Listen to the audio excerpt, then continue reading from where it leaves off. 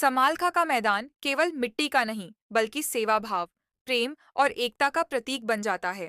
यहाँ हर कोई, चाहे अमीर हो या गरीब, एक समान भाव से सेवा करता है। बर्तन धोना हो, जूते संभालना हो या लंगर परोसना, हर कार्य ईश्वर की पूजा जैसा माना जाता है। 2. सद्गुरु के दर्शन का सौभाग्य। हर संत, भक्त और श्रद्धालु का यही उद्देश्य होता है।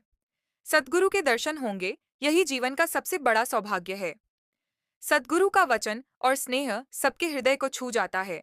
उनके प्रवचन आत्मा को जागृत करने वाले होते हैं। 3. विश्व स्तरीय आयोजन।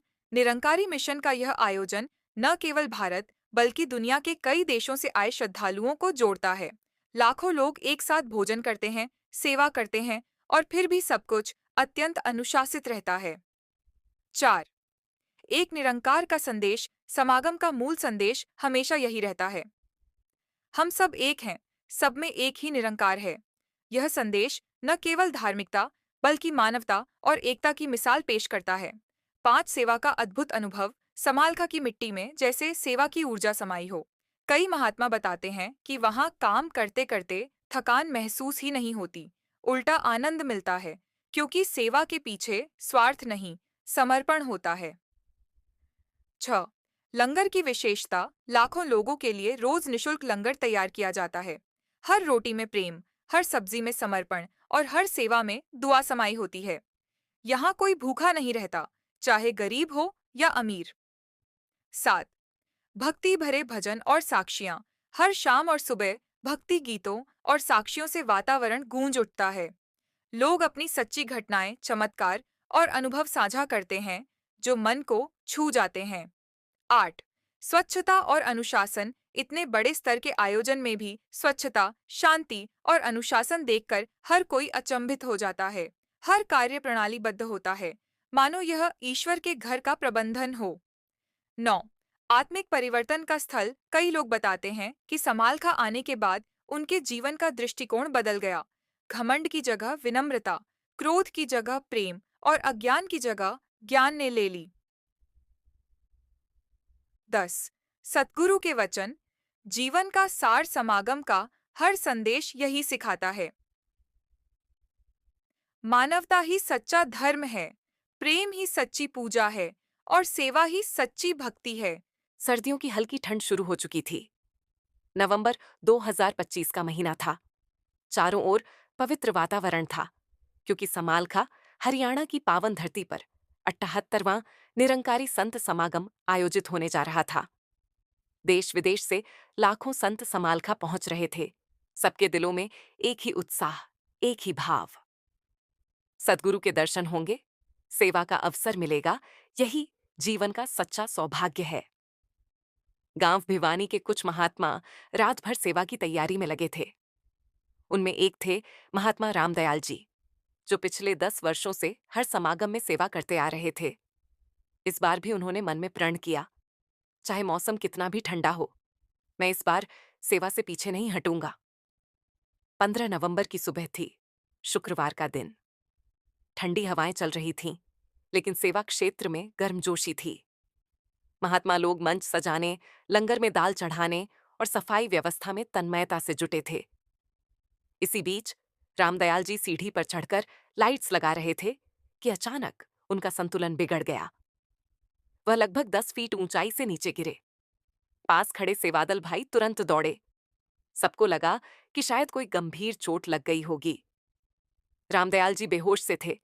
तुरंत उन्हें सेवा केंद्र के चिकित्सा टेंट में ले जाया गया।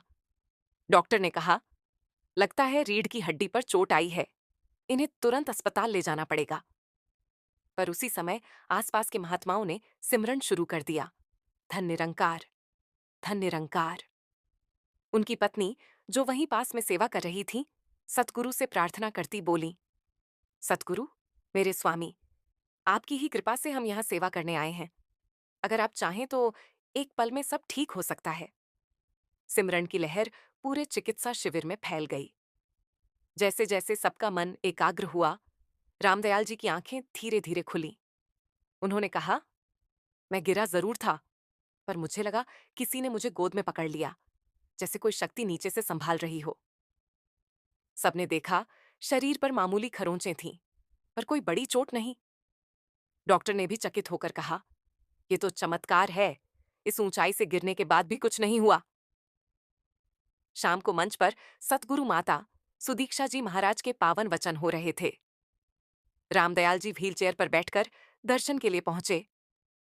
सतगुरु माता ने उन्हें देखकर मुस्कुराकर कहा, सेवा में जब मन प्रेम से जुड़ता है तो निरंकार खुद रक्षक बन जाता है। उनकी आंखों से आंसू बह निकले। उसी क्षण उन्हें लगा कि उनके पैरों में हलचल हो रही है।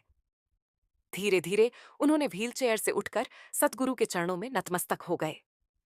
पूरा पंडाल धन निरंकार के जय घोष से गूंज उठा। उस दिन के बाद रामदयाल जी ने कहा, मैंने चमत्कार देखा नहीं, अनुभव किया है। जहां सतगुरु का नाम है वहां डर नहीं, दुख नहीं, बस कृपा ही कृपा है। समापन संदेश 78वें निरंकारी संत समागम 2025 ने यह सिखाया कि जब जीवन सेवा, सिमरन और सत्संग में जुड़ जाता है तब चमत्कार अपने आप घटित होते हैं। सतगुरु की कृपा से हर कठिनाई अवसर बन जाती है और हर गिरना उठने की नई प्रेरणा दे जाता है। सतगुरु की कृपा जब साथ हो तो हर पल समागम बन जाता है। धन निरंकार। सुबह का समय था। सूरज की हल्की किरणें कोहरे को चीरती हुई समालखा के समागम स्थल पर फैल रही थीं। हर ओर फिर वही दिव्यता, वही ऊर्जा। सत्संग पंडाल में भक्तों का सागर उमड़ चुका था। सेवा का प्रारंभ सेवा दल सुबह 4 बजे से ही सक्रिय था। किसी ने जूते संभाले, किसी ने सड़क पर मिट्टी साफ की, किसी ने लंगर में चाय की ड्यूटी संभाली। हर किसी के होठों पर एक ही वाक्य था, सेवा ही सच्ची साधना है, सेवा ही सद्गुरु का आदेश है। चमत्कार की साखी इसी दिन की बात है। एक वृद्ध महात्मा, जिनका नाम भाई रामनिवास जी था, कई सालों से चलने में कठिनाई झेल रहे थे। घुटनों का दर्द इतना था कि वे बिना लाठी के एक कदम भी नहीं चल सकते थे। लेकिन उन्होंने दृढ़ निश्चय किया, इस बार समालखा जरूर जाना है, चाहे दर्द हो या दूरी। अपने गांव से वे सेवा दल के साथ रवाना हुए। यात्रा के दौरान हर कदम पर धन निरंकार का सिमरन करते रहे। जब वे समागम स्थल पहुंचे, सत्संग के बीच सदगुरु माता सुदीक्षा जी मंच पर विराजमान थीं। सदगुरु कृपा का पल जैसे ही भाई रामनिवास जी ने माता जी के दर्शन किए, उनकी आंखों से आंसू झरने लगे। उन्होंने मन ही मन कहा, माता जी, बस इतनी कृपा हो जाए कि मैं 2 कदम बिना लाठी चल लूं। उसी क्षण जब सतगुरु ने भक्तों को धन निरंकार का जय घोष करने को कहा, रामनिवास जी भी खड़े हो गए। पहले थोड़ा झिझकते हुए, फिर धीरे धीरे, और सबकी आंखों के सामने वे बिना लाठी चलने लगे।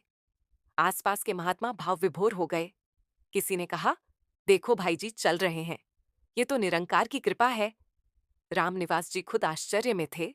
उन्होंने रोते हुए कहा, मैं नहीं चला हूं, निरंकार चला रहा है। सतगुरु वाणी बाद में जब यह घटना मंच तक पहुंची, सतगुरु माता जी ने कहा, जब मन पूर्ण विश्वास से जुड़ता है तो निरंकार वही करता है जो असंभव लगता है।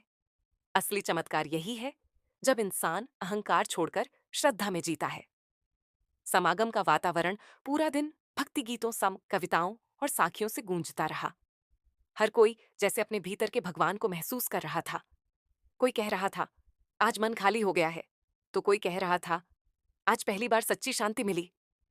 समापन दृश्य शाम को जब आरती हुई, सूरज डूब रहा था और दीपों की रोशनी हर दिशा में चमक रही थी। हवा में धन निरंकार की गूंज थी और भक्तों के मन में बस एक ही भाव, सतगुरु का प्रेम ही सबसे बड़ा चमत्कार है।